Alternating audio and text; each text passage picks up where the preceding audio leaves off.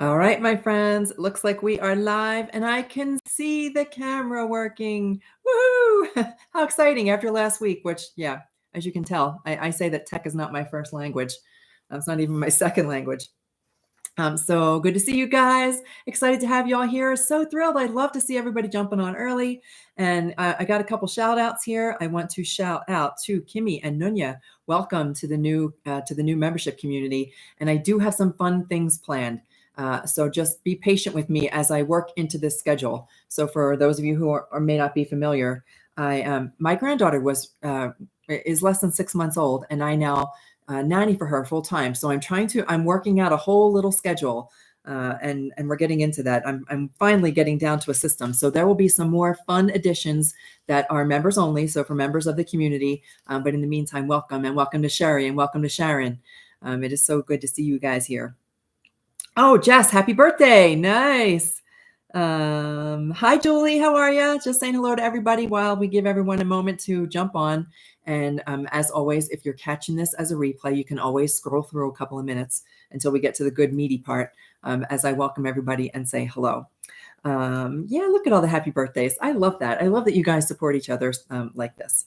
Okay, what are we going to be talking about tonight? Tonight, we are going to be talking about animal communication is what it comes down to.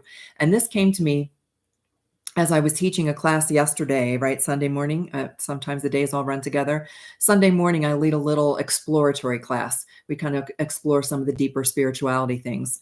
And I was leading that class on animal communication, and it just blurted out of my mouth that it's the easiest thing you'll ever do. And it is the easiest thing you'll ever do. So I'm going to offer a little insight and just give you a little taste of that.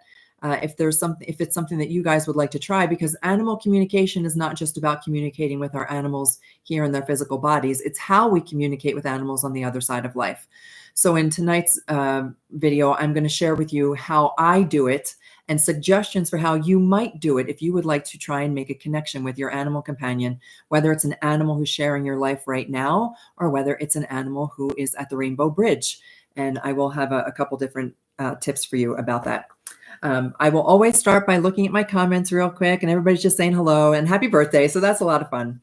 And then we will go ahead and dive in. I also have a reading tonight we are doing Logan and Abigail, I want to say. Yes, Logan and Abigail. And I did hear from Logan's human. I haven't heard from Abigail's human just yet. So hopefully they'll be able to validate some of the things that we are talking about. And as always, some people are very private about this stuff, and we won't see the comments publicly. But I love to get your emails. So go ahead and send me an email if you'd like to follow up with anything that we share in the readings. For those of you who may be watching this for the very first time, it's either popping up in your feed or you're watching this for the first time as a recording of the live stream. My name is Elaine. I'm an animal Reiki master. And as an animal Reiki master, gosh, I started this close to a dozen years ago. I began to practice Reiki as a way to manage my own personal stress and to help a family member who had an illness. And then I've always known that my heart was with animals and that I had to work with animals. And that term, work with animals, I had no idea what that meant. No idea what that meant. And I began to understand that I could share the system of Reiki with animals and helping them overcome pain, illness, injury, aging. And that led to helping animals at the end of life as they transition. And that is some of the things I'll be sharing first with the community members, and then I'll share it with everybody else. That there's a brand new program that I have, not program, I put together. I don't even know what to call it. It's not, I just have a number of things that I can do to help people as their animals approach end of life, the things that we don't think about, the things that we don't want to think about. And that's part of what comes through for Abigail's reading tonight. We don't want to think about the things that we might have to deal with when our animal companion crosses. And so I would like to be able to help with that.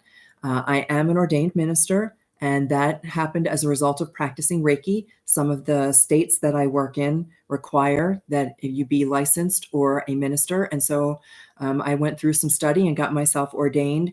And I never really thought that I would use it for anything other than meeting compliance.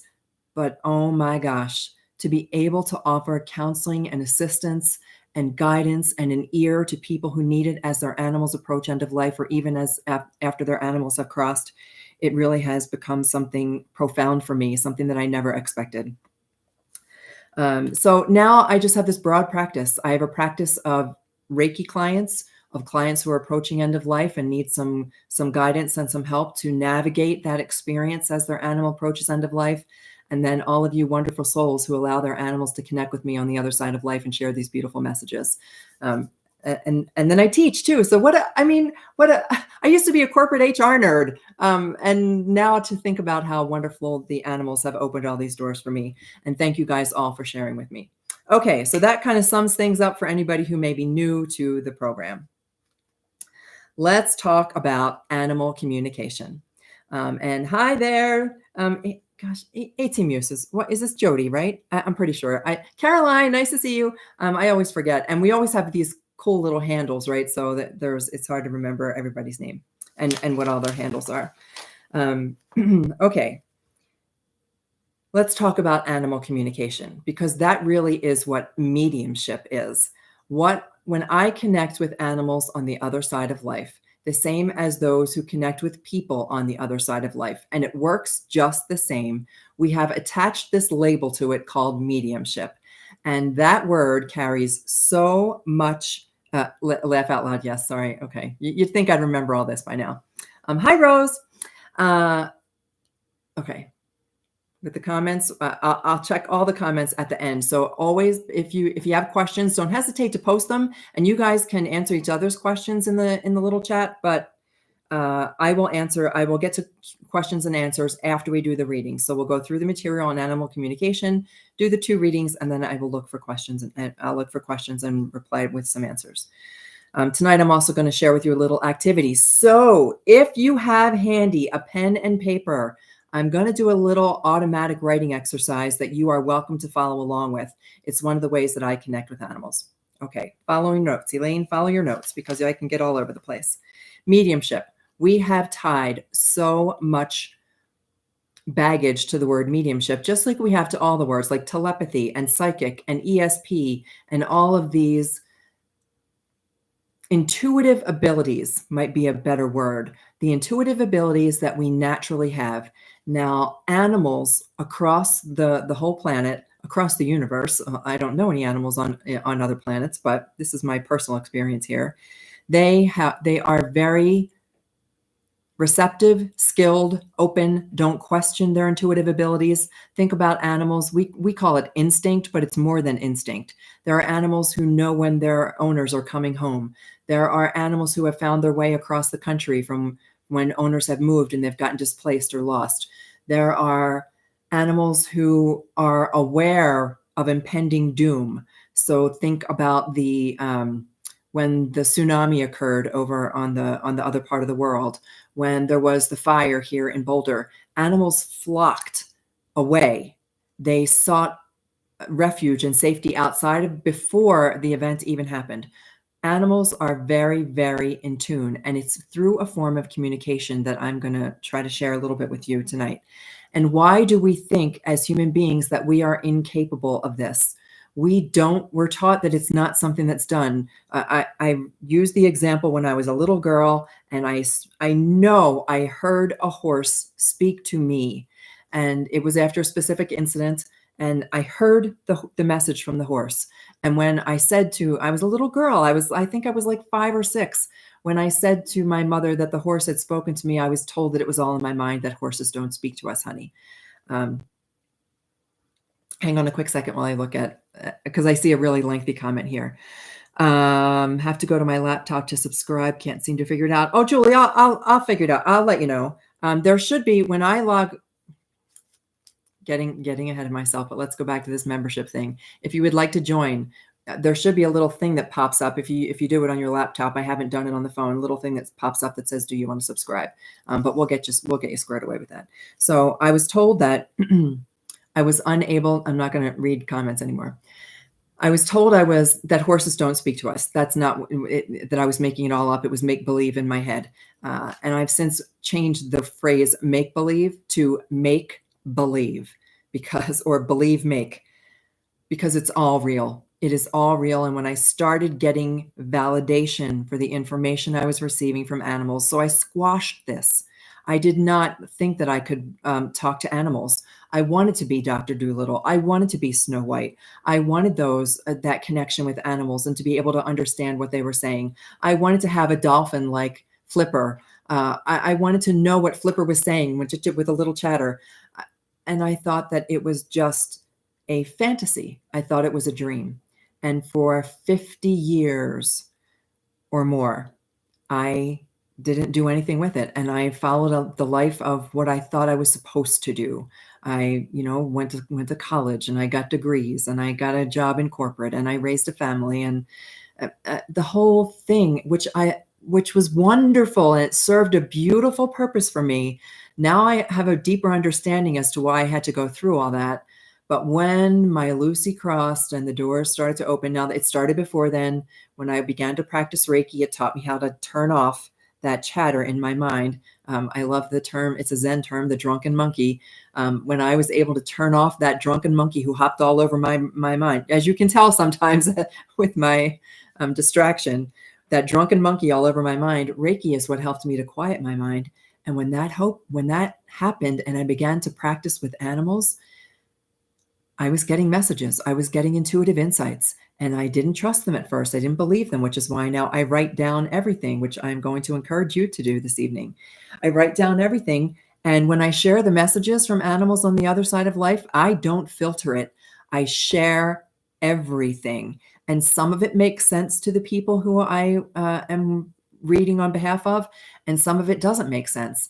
And I often will tell people that some of the things that don't make sense are often because we don't have the same perspective as our animals have. A dog looks at things completely differently than through human eyes. A cat looks at things completely differently. Cats and dogs look at each other completely differently. The whole perspective is different. So some of the things that may come through don't make sense. And then other things, I call them Easter eggs, because that, having just celebrated Easter yesterday, when you hide those Easter eggs and one of those eggs that you never can find, you forget where you hid it and you find it a year later, that's kind of what the information is like. Something magical, a month or 2 months from now, I'll hear back from someone who says, oh my gosh, it totally came to me what that meant. So that's kind of how that's how I receive information and how I got to this point of sharing this information with you. But here's the thing. Our animal companions, your animal companion is your companion.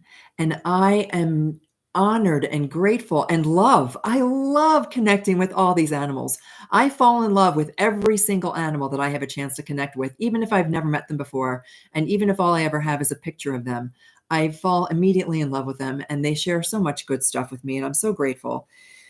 But they want to talk to you. You are their animal companion. And we have talked about in the past couple of weeks about reincarnation and about the fact that you and your animal companion have been connected together for all time. Your animal companion is your animal companion, and they want to be able to speak directly to you, and you can do it. It is not a secret gift that's reserved for only a special few.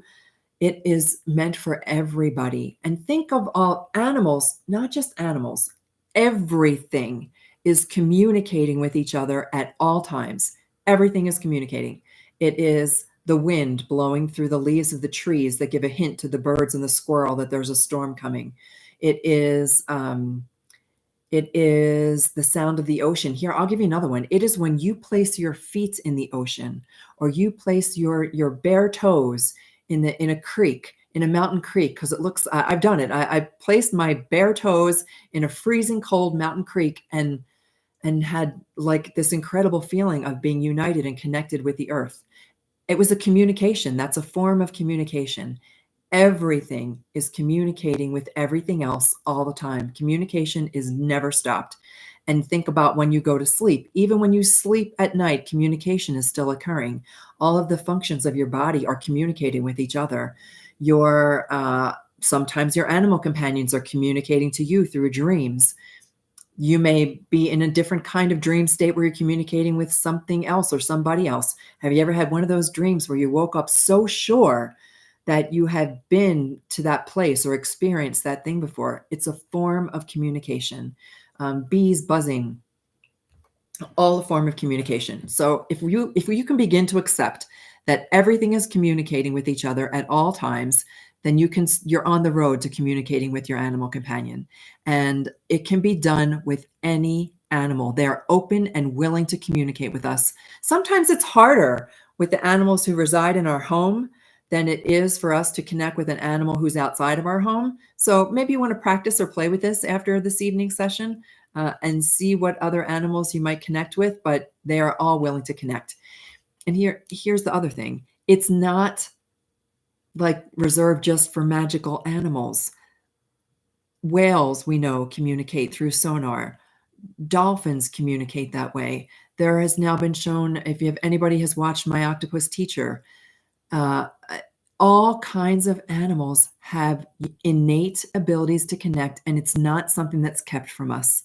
It's not something that we don't get to have because we're humans and we were given a voice. Now, we all have different religious traditions. We may or may not have been raised in some kind of religious tradition. I call myself a recovering Catholic. I was raised Catholic. I now practice beautiful spirituality, and I believe that I am directly connected to God, and me and God are pals. And that's a whole different story too. But that's just my personal feeling, that I have this direct connection to God. And where was I going with this? Oh, so we in our different religious traditions, we may have been taught that we were granted a different type of communication than other animals, than other creatures. We were given a voice, we were given a brain, we were given the ability to connect thoughts and to use words, and that's how we communicate. And that our form of communication is more advanced. And humans have this way of being human centric. We believe that we may believe, I shouldn't lump everybody into that because I no longer believe this at all, that our way is superior, that it's up to us to help all of the other. I believe we need to help everybody, but it's up to us. If our animals want to have, if all animals want to have a good life, it's our responsibility. If for plants, it's our responsibility for the planet, and it is our responsibility, but they are equal partners in sharing this planet. Equal partners. Just because they don't have a voice that speaks words does not mean they don't have something profound to say. And we are going to learn tonight how to get some of those messages from our animal companions. Okay, I am going to take a couple minutes and I'm going to guide you through an exercise in just a second, but I'm going to take a quick peek at the comments because I see them scrolling by. Me to make believe. Yep. Make and believe. My gosh, all it takes is a little bit of belief, and what you think in your mind becomes so. And I'm going to show you that in just a minute. A cardinal I see every morning. That's a great example, Julie, because I give the example of the bird that came to my windowsill. And I think I told it last week in last week's session, that there was a bird that came to my windowsill on Thanksgiving that I knew was my father. And he hung out there for a good hour and a half, 2 hours, enough for me to take several pictures. A beautiful woodpecker type bird called a northern flicker. The problem is that I'm on the second floor of a building that has no window ledges. There was no way for that bird to be there, and yet he sat outside my window, and I've got the pictures to prove it. And the cardinals, we don't have cardinals in Colorado, so that's why a different bird came through. I hope I'm not losing you guys because I see like a delay in the video. Let me know if there's any problem. Read one more comment. I mentioned something about Jesus, God, to my devout Catholic mother. Gave me the dirtiest look. She's 82. Yeah. So I'm in the same boat, and my family, especially the senior members of my family, are devout Catholics, and it's okay. We all are on a different journey, on a different path, and if I hadn't been raised that way, would I now be perceiving things the way that I perceive them? So I am grateful. I say thank you for everything. Thank you for every last experience because it got me to the place where I am today. All right, let's continue on. Let's talk about animal communication. I want to show you how powerful your mind is. So if you are in a place where you can do this, I'd like you to do this little activity with me. If you are not in a place where you can do this, then you want to come back to it because I'm going to have you close your eyes just to use your imagination. It's about the make-believe thing. And I'm going to have you close your eyes and use your imagination. So wherever you are right now, I just want you to, if you're capable of this, if you're operating heavy machinery or driving, please do not close your eyes. But if you're able to sit in a comfortable chair or somewhere or wherever you happen to be, sit down and relax. And I invite you to close your eyes. Close your eyes. And just as soon as you close your eyes, something happens, at least for me. Like if you look behind your eyelids, sometimes people see things. You can see lights. I've seen flashes of light. I've seen waves of light. I've seen dots of color. Sometimes if you wave your fingers in front of your eyes, you can see that shadow. You can see that happening in front of you. But when you really just look at the back of your eyes, at the darkness behind the back of your eyes, you are in that space, the space where nobody else can be. You're the only person in that space. It's as if you have the entire universe all to yourself just by closing your eyes. It's you and the universe, and nobody else can come in that space unless you invite them. This is your little magical space right here. This is where we can also use our imagination. Now, I know that some people are better at visualizing than others, so I'm going to use a couple different examples. And some of you, like Julie, I know for sure, has been through this exercise before. But what I'd like you to do is imagine some things that I'm going to guide you in imagining. So the first thing that I would like you to imagine, that you are holding in your hand a tennis ball. So just visualize that. Feel it in your hand. You're holding a tennis ball. What does it feel like? Does it have like a felt feeling? Can you feel the felt of the tennis ball? Does it have any ridges to it? How round is it? What happens if you bounce it back and forth between your hands? If you dropped it on the ground, would it bounce back up into your hands? I mean, what does a tennis ball feel like? Can you even sense its color? Does a color come to you right away, like a bold yellow or a green or an orange perhaps? And that's a tennis ball. And I want you to imagine that you're holding that tennis ball and I want you to throw it. Just give it a throw. And what happens? Does it bounce? Does it bounce back up and down a couple of times? That's the tennis ball. I want you to hold out your hand now that the tennis ball is gone. And I want you to visualize that you're holding a golf ball. So what does a golf ball feel like? It's much denser in comparison to the tennis ball. And can you feel it? Does it feel shiny? Does shininess feel like something? Can you feel all the dimples of the tennis ball? It's much harder. Tennis ball, of the golf ball. Can you feel all the dimples on the golf ball? Is it the shininess? Can you feel that it's much denser than the tennis ball? It's definitely harder, more compact. I want you to really feel that golf ball in your hand. And if you were to drop it on the ground, like on a hard floor or on the cement, would it make like a thunk sound? What kind of clank, like that sound that a golf ball makes when the club strikes it? I want you to visualize that in your mind.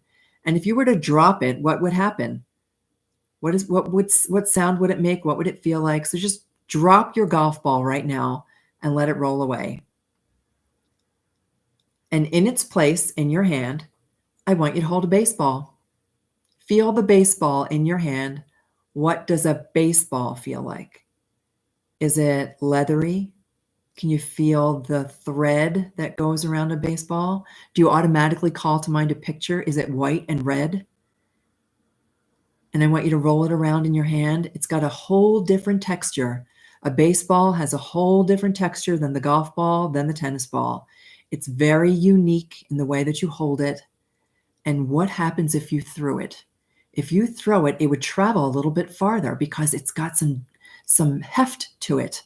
And you could really throw it. And I want you to throw that baseball right now. And for some of us, we can throw it really far. For some of us, we can't throw it far at all. But I want you to throw that baseball out of your hand.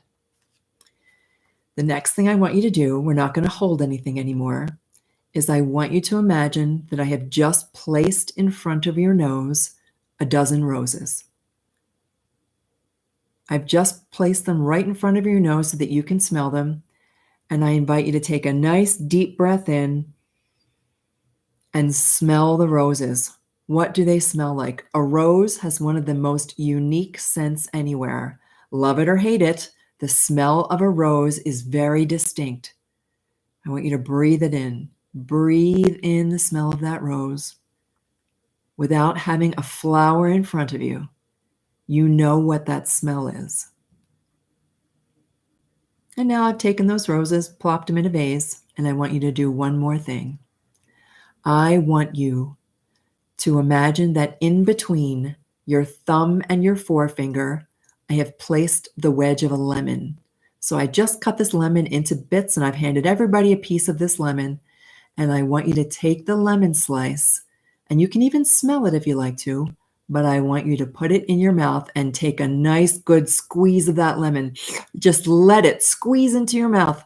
Let the lemon juice go straight into your mouth. And what does that taste like? Oh my goodness. Is it sour? I can just feel it. Does it cause saliva to come up into your mouth? Can you taste it? Can you feel your lips squinching together after you've been into that lemon? And now just relax and let that taste kind of fade. And we're going to bring our focus back to the body. So we've been having this fun little experiment, trying all these things. And now we're going to reopen our eyes. And I want you, if you want to put in the comments, I would love to know if you were able to touch, smell, hear, taste anything. That's how we use our imagination. Our mind is so strong that we can create anything with it. And that includes being able to create a communication with our animals. All we have to do is bring them to mind. We can bring them to mind and ask anything we want to ask. So I'm going to look at the comments real quick. Absolutely everything from Sharon. I'm so used to this now that I can do most of it. Some people don't smell the roses. Some people can't taste the lemon, but that's all good. But there is, and so for some people, right, it's all about our different senses and how we use those senses. But that is how our animals will often communicate with us. I've shared before, and if you take my course, I will teach you all of the exercises. We go through all the exercises to open our pineal gland, to create the connection in our body that allows us to receive insights and to understand the messages we're receiving, to receive language information. We talk about the fact that animals, doesn't matter where an animal's from. If an animal lives in a foreign country like Italy and has never heard the English language, we can still exchange information because that's the way the pineal gland works. But regardless, we can communicate with any animals through the use of our mind, and they will communicate with us however they can. The next exercise I'm going to suggest is an automatic writing exercise, but we can connect with them through automatic writing, through our senses, and through our dreams. Those are the three primary ways that they connect with us. Automatic writing is how I have learned to trust the information that I receive from our animal companions. That's why I want to share it with you as a little exercise. Dream state is just an easy way for animals to get through to us because our conscious mind gets put on hold, our subconscious mind takes over. So we don't have ourselves getting in the way, saying, I can't possibly be talking with my cat or my dog or my horse or my cow, whatever, because we can't do that. But so they come to us through our dreams. Animals here on this side and animals on the other side of life, or they will use our senses. We have our 5 senses for a reason: smell, taste, touch, hearing, smell, sight, taste. I think I missed sight. And regardless, we have all of our senses and our animals know how to use them. So they will send us a scent. They will send us something that we can readily recognize as easily as a rose, or we'll hear something like, I often use the example of the clicking of toenails, but this goes beyond signs. It's one thing to receive a sign from our animal companion on the other side of life. It's a sign that lets us know we're still connected. The signs that they're sending you that say, I am here, I have not ever left. And then there are messages. And the messages are the communication. The messages are the things they want you to know. Messages are sharing of information. You can share information with them. They can share information with you. You can ask questions of them. They will offer you solutions to problems. They are like your guardian angel on the other side of life. And they can sometimes, always, see things from a different perspective. They can see things that you might not be aware of. And receiving information from them through automatic writing is one great way to do it. All right, so I'm just going to take a look at everything. Hi, Leslie. How are you? Good to see you. Thank you. And everybody else who was able to get that. And don't worry if you weren't able to get all of it, even if you got some of it, even if you just knew that you were holding a golf ball, that's all you need. Be able to trust. And the more you practice with your imagination, the easier these things become. Okay, let me check my notes here real quick. Beyond signs, animal communication, they come to us through our dreams, through our senses. Automatic writing is a form of telepathic communication. And you don't have to use automatic writing if you don't choose to. I like to do it because then I can't mistake what I have written down, even though there have been times where I doubted what I wrote, where I didn't write something. And then somebody said to me, oh, but their favorite food was popcorn. I'm like, oh my gosh, I scribbled out popcorn because I thought it was stupid. So don't discount anything that comes through to you. Why do we have difficulty communicating with our animals? The number one reason that we can't communicate with our animals, I used to say it was emotion, that we are holding ourselves in a place of guilt and grief and remorse. And that is still something that holds us back from connecting with our animals. But the number one reason that we don't communicate with our animals is fear. It's one of the reasons why we don't do so many things. It's fear. We're afraid of what the outcome might be. We're afraid we're not going to like the message we get. We're afraid that we might not get a message. We're afraid of rejection. What if my animal companion on the other side doesn't love me anymore? Well, that does not ever happen, ever, ever, ever, ever, ever. That doesn't ever happen. It just doesn't happen because they're your animal companion, and they've always been, always will be. So there's fear of rejection, fear of ridicule, fear that if you were to mention it to someone like my, 82-year-old mom, who now embraces what I do. God love her. She embraces what I do, and she sends people my way now. And it's remarkable the differences that we can begin to make in everybody's life when we begin to trust this stuff. Fear of rejection, fear of ridicule, fear that you're going to do it wrong. You're not going to do it wrong. Fear that what if you connect with, like from the Hollywood movie, and there's a Ouija board, and what if you connect with an evil wolf who's going to, yeah, it doesn't happen. Sorry, that's Hollywood. Total Hollywood. And there's no reality to that whatsoever, because when we come from a place of love, even if there was some diabolical wolf out there who wanted to eat you alive, they can't see you. They won't be able to see you because you're coming from a place of love. So there's nothing that you need to fear when you are connecting with your animal companion from a space of love. Use your heart. Always use your heart. Your heart does more than pump the blood through your circulatory system. Your heart does more than feel romance on Valentine's Day. Your heart is a powerful organ that is meant to use the emotion of love for so many things, whether it's healing, communication, it's everything. It's the answer to everything. Love is the answer to everything. I don't care how cliche it sounds. I don't care if it sounds trite, because I don't mean it as, oh, love is everything, I'm so happy. Love, it is powerful. It is your superpower when you can learn how to harness and use it. All right. So the number one thing that stops us from communicating is fear. If we can overcome those fears, don't tell anybody that you're going to do this. This can be our little secret. You don't have to tell a soul that you communicate with your animal companion. I now blare it from the rooftops, obviously. I now blare it from the rooftops because I think it's so wonderful. And it changed my whole relationship with animals, not just the animals in my home, not just my animal companions who have crossed, but with all animals. It has completely changed everything. Now that I know that I talk to birds, I talk to squirrels, I talk to deer, I go to the zoo. I love being able to communicate with animals, and they love being able to communicate with me. It's beautiful. And my name is not Dr. Doolittle, nor is it Snow White. It's Elaine, the animal Reiki lady who spent all her life not talking to animals and now can't stop. Now they can't shut me up. Okay, so let's talk about automatic writing. This is how a very practical way that you can receive information from your animal companion and learn to trust the information that you're receiving. False evidence appearing real. I'm afraid it's not real. Okay. Hi, Jackie. How are you? So we have to we're going to get past that. And I will tell you how I recommend getting past that. You're not going to get false evidence. First of all, Our animal companions don't know anything about deceit, especially when they cross to the rainbow bridge. There is nothing deceitful. So here in their little life with us, can they manipulate? Yes. Do they know how to get a treat out of us? Yes. Do they know how to do this, that, or the other thing to get our attention? Yes. But on the other side of life, there is no deceit. They don't know how. They are pure, positive love.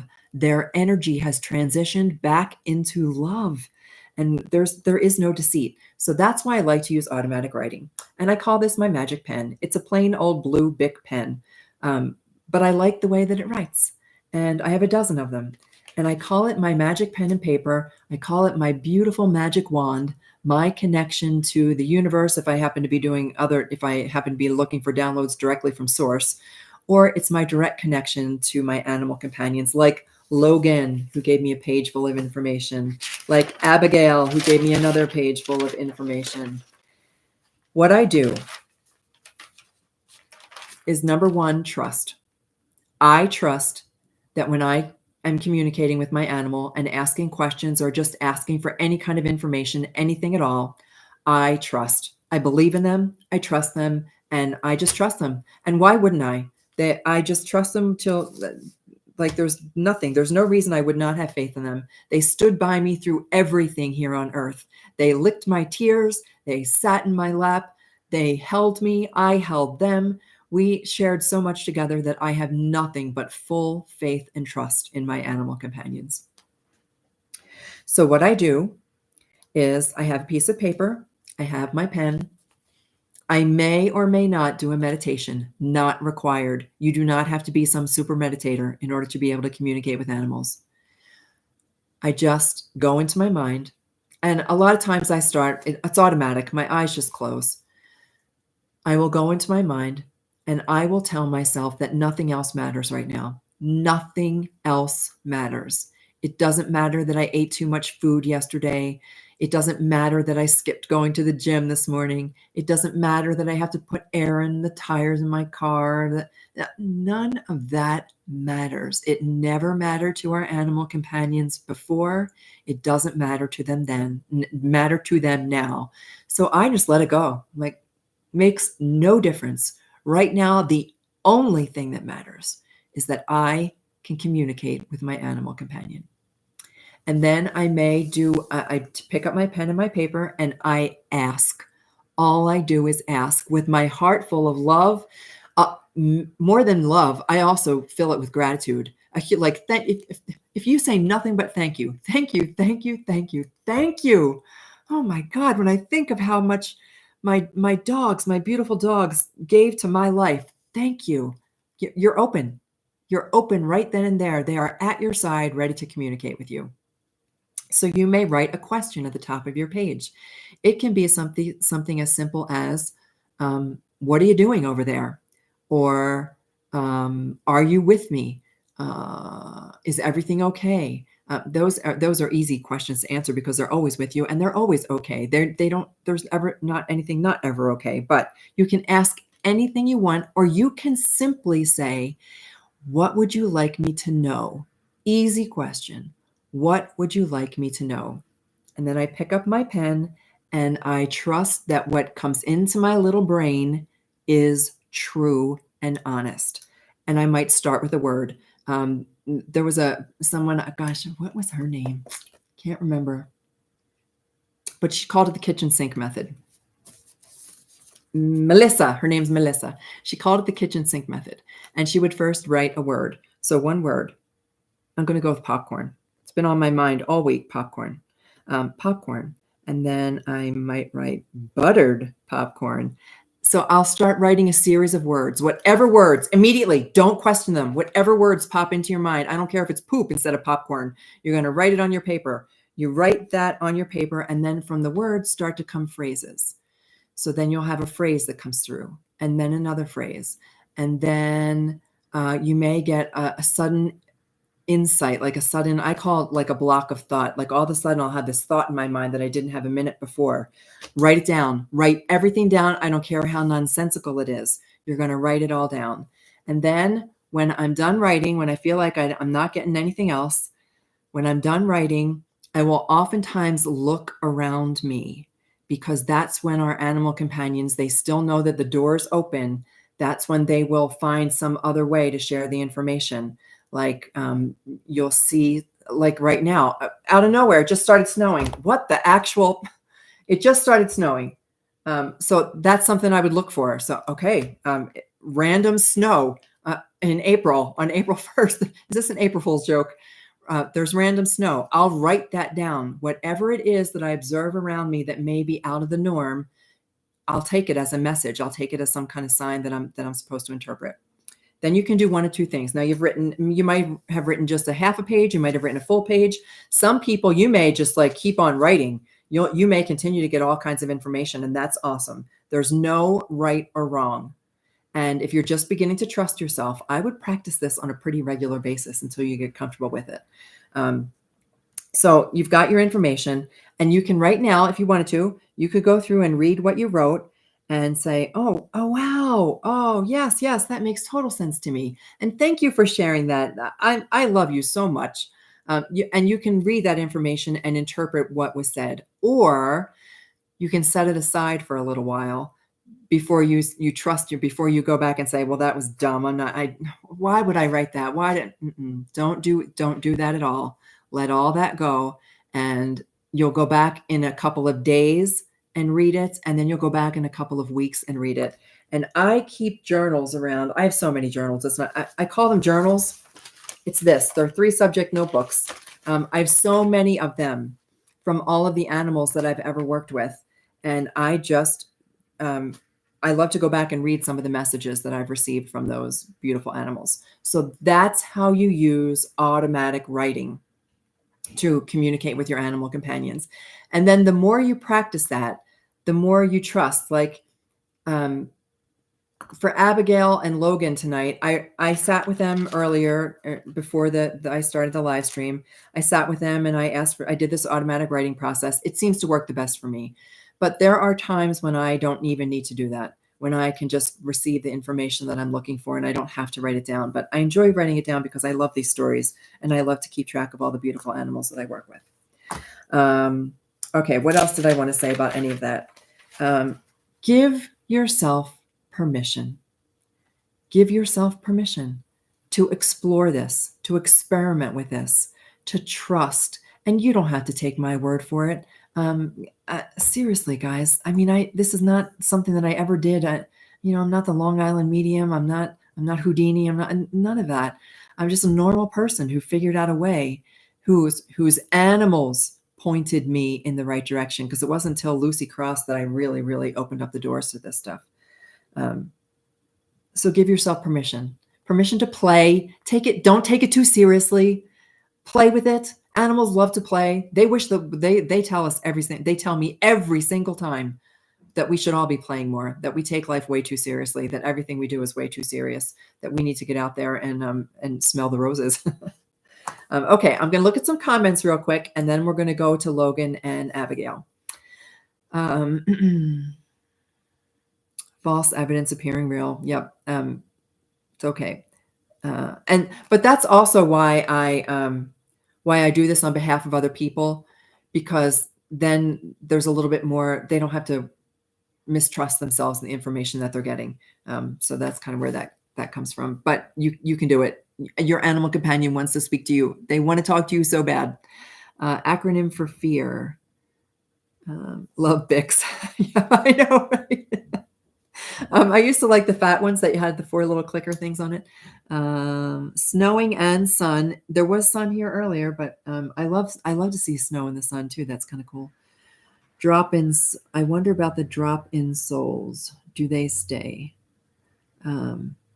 Be open. You'll be amazed at what comes through. Yeah, absolutely, Leslie. Absolutely. I wonder about the drop-in souls.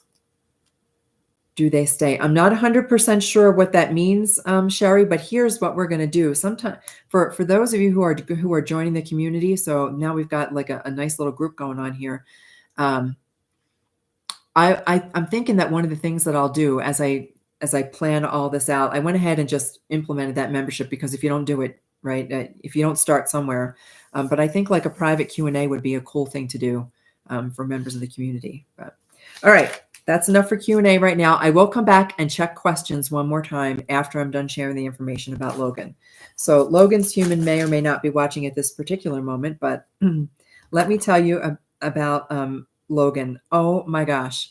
The photo I got of Logan is one of the best photos I've ever seen. Okay, so I'll go back to the comments in a minute. Okay. It's interesting because they scroll so I can see them, and I'm going to have to figure out if there's a way that I can stop that because it catches my attention. And then all of you guys who are members, you get a special little thing that pops up for me too. Logan, I got the best picture of. Logan is the most amazing dog, one of the most amazing dogs I've ever seen, like unique in terms of his body structure. I want to say mostly bulldog. I could be wrong about that, but that's what the picture looks like to me. But black and white. And when I started talking about tuxedo cat, when I was doing an Abigail reading, he came through clear as a bell to say, I am a tuxedo dog, like he is 007. Like he thinks of himself as he's one hot dog. That's what he thinks of himself. He's all that and a cup of tea. So Logan is a black and white dog that from the picture, from what I could tell, is primarily a bulldog. And what personality? Lumbering. I got a sense of a lumbering run. He thinks he's a life athlete. Like he thinks he's graceful as all get out. And what I got a sense of is that he is actually lumbering. Sorry about that, Logan, but that's the sense that I got. How we all see ourselves in different ways, right? How when we look in the mirror, what we see. And this is exactly what came through. And this is why I write down everything. I wrote down the word athlete, thinks he's all that. And then what I got was correction, knows he's all that. I got a sense of a silly teddy bear, like he could be a really, really silly boy, a teddy bear. And did he sleep with a stuffed animal? A strong sense came through to me that he was afraid of the dark, that Logan was afraid of the dark, and that he preferred to sleep with a stuffed animal or some kind of security blanket. There was something that was his security blanket that he felt good about, that made him feel comforted when it was dark, and that he did not like the dark. And then this is from a cartoon. But which way did he go? Which way did he go? That's what I heard. That's the type of voice I heard from him going to the park, that he loved to go to the park with you. And which way to the park? Which way to the park? Which way to the park? It was a fun little sound to listen to, like he just loved dragging you to the park. And that's the visual I got of that too, that he would drag you to the park. Logan's human had two questions. Is Logan with any other animals? The sense I got, and you'll have to tell me if this is accurate or not, but I got again this little cartoon sense, and I got a sense that his buddy was small. It was either like a chihuahua or even a cat, possibly, but that it was a small companion animal, and that Logan is with him right now, with him or her right now, but that they were partners, like partners in crime kind of thing. Is the sense that I got. A small partner is what I wrote. Small partner, chihuahua, possibly a cat. And then he's just such a happy guy. Such a happy guy. Logan is just was and is so happy. And then I got a sense of crunching. I know that Logan has powerful jaws, but I got the sense that he crunched something that he wasn't supposed to crunch. Because it felt good, like it felt good to him, that his jaws were closed on something that you weren't necessarily happy that he chewed up, but it felt so satisfying, like it was so satisfying to him that he'd do it again. That's what came through about that. And then the other question that Logan's human had was, is he still with you? The answer is, it's the same for everybody. Logan rolls his eyes right now, as clearly I can feel Logan rolling his eyes.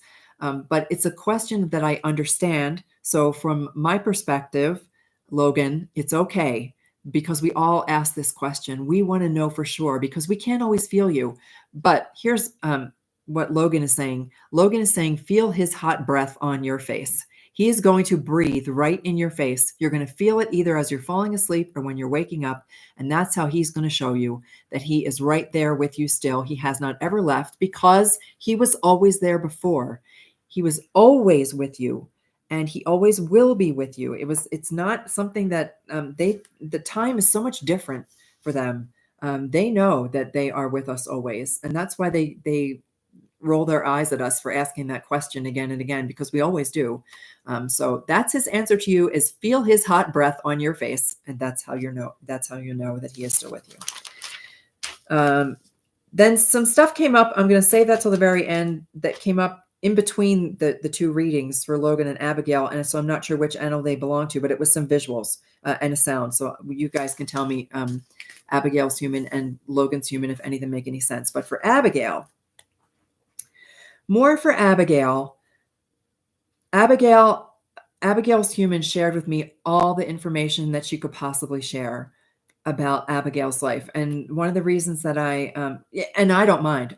You guys can send me as long as of an email as you choose to. I generally ask for just a couple of questions, because too much information, just like when I share readings for people that I know and animals that I've worked with in life, it's harder for me because I know them. And so I second guess myself. I second guess some of the information I receive because I'm like, but I already know that. I already knew that. So why would I? So sometimes it's easier, the less information I have, the more validating it can be for you. But I got the whole backstory on Abigail, but it was beautiful. Abigail is a tuxedo cat. And that's where the tuxedo dog came in. Like as soon as I started visualizing Abigail, the tuxedo cat, Logan was right there going, but I look better in my text than Abigail looks in hers. And the 007 thing came through, like, yeah, I'm a super spy. But Abigail is a beautiful little tuxedo cat that was the last kitten Abigail was found because a little sign was posted on a mailbox, an unusual mailbox that caught humans' attention. And Abigail was the very last kitten. And then Abigail went through everything, just like almost all of our animal companions do. Abigail was a true companion, holding mama, kissing mama, drying mama's tears, being there for everything. Abigail was there for everything. And I won't reveal personal details. Just know what you guys know. Whatever, you let your imaginations go with whatever you've experienced. Abigail was there to experience with her human. Abigail was and is a rock, a solid rock, a connection, and even stronger than that. This is coming through right now. Abigail helped you stay grounded here on earth while you guys were together for many, many, many years. Helped you navigate all of the deepest, most powerful human emotions that we can experience. And we have come here to experience those. Make no doubt about it. We have come here to experience the full gamut of emotions. It's part of the human experience. It's the thing that angels can't always experience. It's one of the reasons that animals come to earth with us, because they want to experience this with us, and they are right by our side. Abigail has been through every single emotion that Abigail's human has felt. Abigail carried herself. And then Abigail's human, as many of us, this is not just for Abigail. I know that you guys may have all experienced this. Life got busy. And Abigail's human thought that she might have missed a couple of the signs that might have indicated that Abigail was not herself. Or here's the other thing. I have done this. I promise this. You are not alone. Abigail's human, you are not alone. Might have saw a sign and said, no, that can't be. Abigail's fine. There's nothing wrong there. And so we overlook the sign because we are afraid of what that sign might actually be. We're afraid. The fear came out again. And fear was a huge word that came up from Abigail's human. And it was so interesting that fear is the number one thing that keeps us from communicating with our animals. But fear, Abigail's human shared with me another thing where you are not alone. Fear of medical treatment, fear of actually going to the vet and receiving the diagnosis, fear of the lack of money to care. I've done a video on that. It's been a long, long time, and I might have to go back and redo it. but no money to pay the vet. It's a valid, it's not just a valid fear. It's one of the reasons that I do these readings, because I want to be able to, I don't care. I don't care if you're a millionaire or you're homeless. It makes no difference to me. If you shared your life with an animal, we should all be supportive of each other and the way that animals have come to share our life. So fear of illness, fear of lack of money, fear of the diagnosis, fear of it all holds us back and held Abigail's human back from what she thought was making better decisions for Abigail. But here's the scoop. This is the hardest thing for many of us to recognize, that our animals are all on their own journey. In addition to being our partners, they also are sentient beings. They are directly connected to God, just like we are. They are on their own path and their own journey, and you cannot do anything that would prevent them from fulfilling their destiny. If they have a choice and they choose to do this, that, or the other, it is their choice and their preference. And I teach as I was taught, which I know in the depth of my heart is right, that we honor their preferences. We honor them as sentient beings. We are here to support them on their journey as much as they are here to support us on our journey. That's why sometimes the most selfless thing we can do is to assist them on their journey, whatever that looks like. And when we communicate with them, we can sometimes get a better sense of what they need.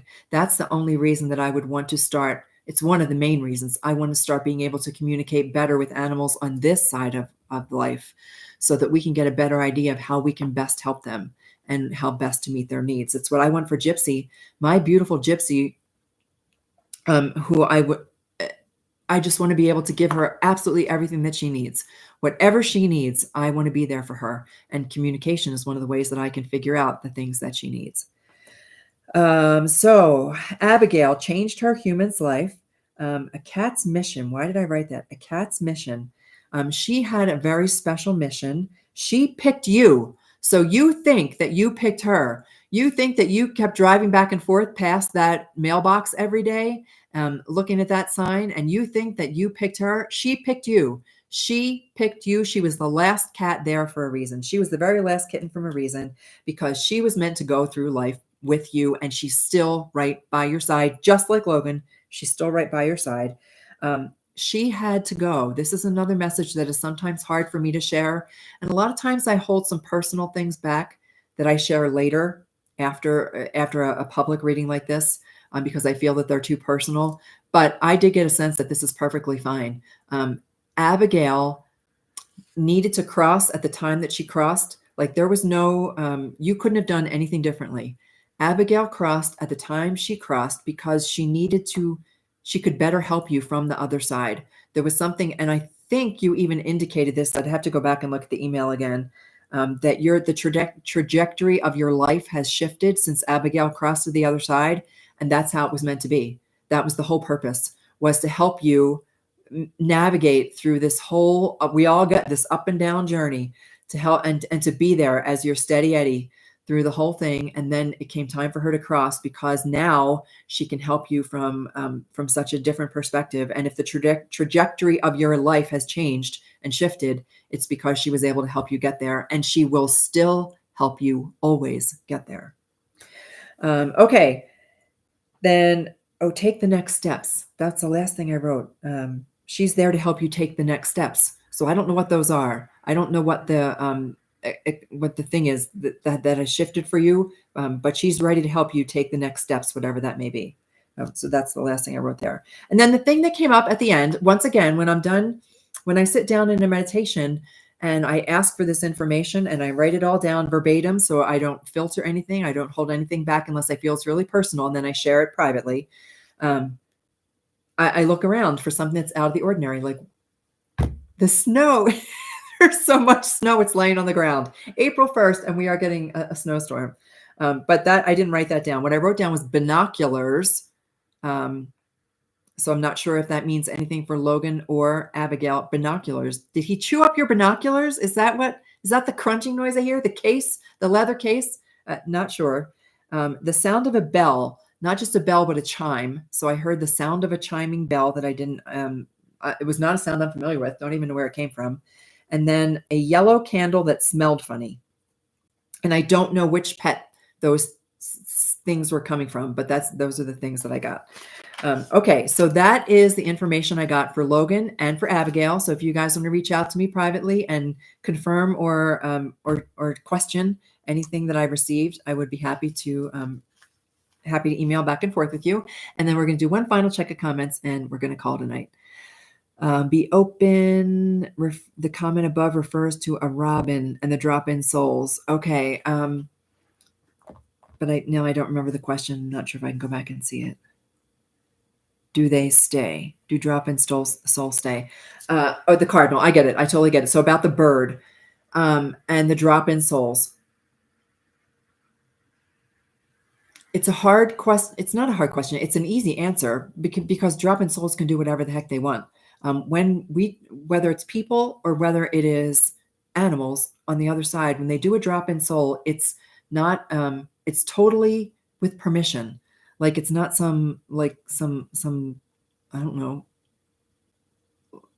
like some, the word that comes to mind is sleazy. That's not the word I want to use. It's not like some sneaky, I see an opening, I'm going to drop into this particular animal. It's all it's all with permission. It's all given. So the little bird who sat on my windowsill, didn't step aside because some stronger soul like my father decided to use his little body. It's all one beautiful sharing experience. Can they come back many times? Yes, they can. That bird actually comes to my little feeder out here on the patio. And is it still my dad? Doesn't make quite the same connection with me, but could it be? Could he come back again? Absolutely. Can come back as anything. And my dad loves squirrels just as much. It was actually a love-hate relationship with the squirrels because they would eat all the birdseed. But regardless, yes, they can come and go as they please. They can come and go in any form that they please. You can ask for an animal to come share space with you. So you can ask for another animal to please bring you your animal. And sometimes they just do. Like last week we had Shirley in with the horse. Shirley had no idea that when she looked into those horses' eyes, she would see the soul of her cat. And that's just the way that it works. But it's by mutual agreement, and they can come back in any form that they choose to. The guilt about not having money to go to the vet is awful. It is awful. I'm not 100% sure how to address that. So I'd have to give that some more thought because I work in a vet clinic and I know what it costs to run a vet clinic. And I also know, that there are so many options out there for us to offer holistic care for our animals, but that's a topic for a whole nother time, but that's a real thing. It's a very real thing, but it's also why I think that I might start holding Reiki classes. I don't believe that Reiki replaces veterinary care. I think it needs to be complementary. I think that holistic care is truly holistic care, and it takes both physical, mental, spiritual, whether it's Chinese medicine or whatever holistic care we go for. I think that there's a combination of things that we do, but there are also lots of different options out there.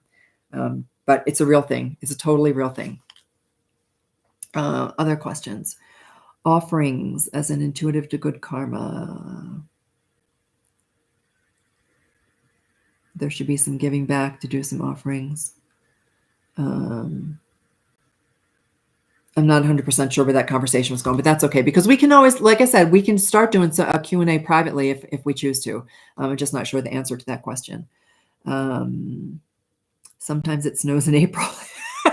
It's a song by Prince. I love it. All right. So for either Logan or Abigail, let me know if Prince rings a bell because Prince, he's another powerful being on the other side, along with Freddie Mercury, especially with the connection with cats. But anyway, that's cool. Sometimes it snows in April. I'm gonna have to look that up. It's about the death of a friend. How interesting, Jess. I did not know that. All right. I'm gonna have to listen to it for sure. I wish there was a holistic vet here in Delaware. Okay, so there's a couple things that I didn't get to yet that I promised to get to. Number one, I will still do the research on the orbs. I have not had a chance to do the thing on the orbs. So we're going to talk more about orbs and what those mean in terms of how they are visual capturing the visual energy of a soul. But I will do more on orbs. But then I started to mention this in the beginning. I put together this thing called I call it Peaceful Crossings, but it's helping people navigate end of life decisions. But I'm also putting together a list of all different veterinarians. So I'm finding wherever I can, I'm going to be researching holistic vets. I know there has to be someone near you. I know there has to be, but I'll see what I can find out about that. But in the meantime, I'm going to post in the comments. I'll post it to the community first, and then I'll post it to the general public. There is, starting on April 9th, a free veterinary conference for holistic care of pets. The guy's name is Dr. Jeff, and everybody associates Dr. Jeff, the Rocky Mountain vet, but that's not who it is. Dr. Jeff Grogan might be his name, but I will find the link for it, and I will send it to all you guys because it's 100% free. 9 different veterinarians talking about holistic care for pets. Okay. All right, guys. That's going to wrap it up for now. If there's any follow-up questions, feel free to put them in the comments and I will respond to them. And there's the Wild Vet Hospital in DeLand is holistic. Okay. I think we were talking in that case, it was Delaware, but I could be wrong. And you get his emails. Awesome, Kimmy. He just sent it out earlier today, the one about the free conference, but I will post the link for that for everybody. So if anybody's interested in holistic care, you'll be able to access that. All right, my friends, thank you for joining me. Thank you for supporting each other. Thank you for all your love.